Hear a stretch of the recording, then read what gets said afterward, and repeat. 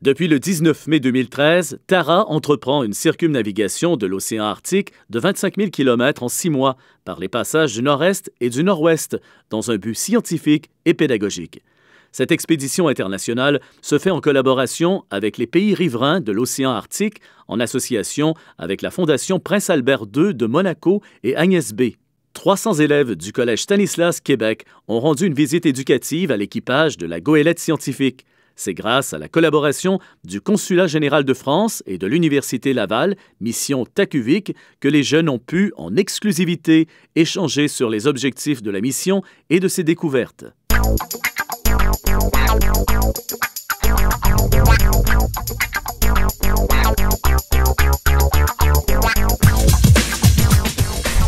En fait, Tara, il se promène sur un peu toutes les mers et ils essaient de chercher plusieurs sortes de plancton.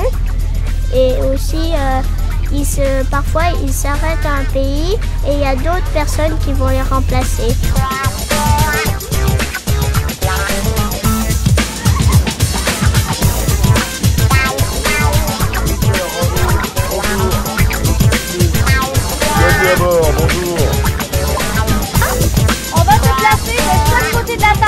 La glace, c'est comme deux grosses mâchoires. C'est comme un gros requin qui voudrait manger le bateau. Le bateau, avec sa forme de coque, il monte comme ça, il échappe aux mâchoires de la glace. C'est ça qu'il faut retenir, c'est pour ça qu'il est toujours là.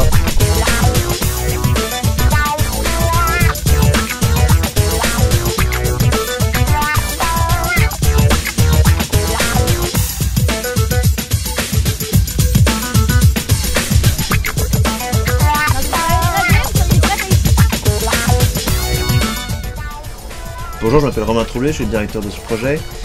Tara est partie de Lorient en Bretagne il y a maintenant 8 mois pour un périple de 25 000 km autour de l'Arctique, autour du pôle Nord. Et on est intéressé à l'étude du plancton, à la présence de mercure, un polluant dans les eaux d'Arctique. Et bien sûr à l'océanographie, comprendre un peu comment tout cet écosystème arctique se comporte et va évoluer dans les prochaines décennies. Lors de ce tour du pôle Nord, on a failli se faire coincer par des glaces dans le passage du Nord-Ouest, au nord du Canada.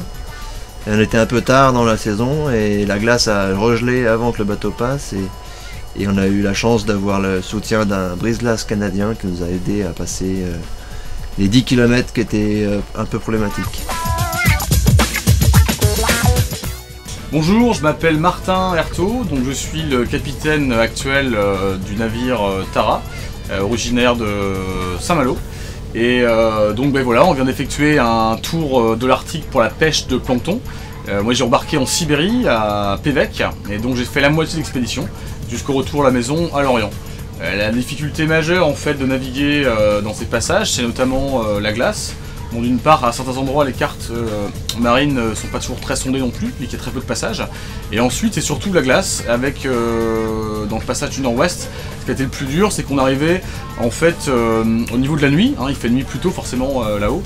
Donc du coup, même avec les instruments comme le radar, c'était difficile de naviguer dans les zones de glace parce que ça rend le côté, la navigation dangereuse pour ce qui est iceberg à la dérive.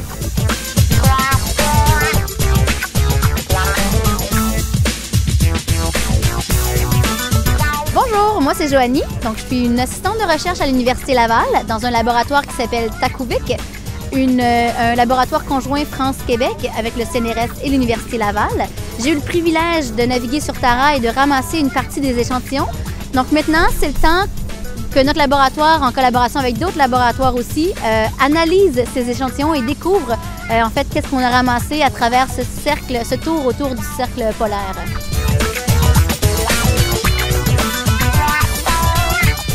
Donc moi je suis le correspondant de bord sur l'expédition. Moi mon but en fait c'est de prendre des photos, des vidéos, écrire des journaux de bord pour en fait faire le lien entre ce qui se passe sur le bateau et les internautes du monde entier qui peuvent nous suivre à la fois sur le site de l'expédition Tara, taraexpedition.org, et à la fois sur Tara Live Arctique où en fait tous les jours on propose entre 2 et 4 vidéos de ce qui se passe à bord, la science et la vie à bord.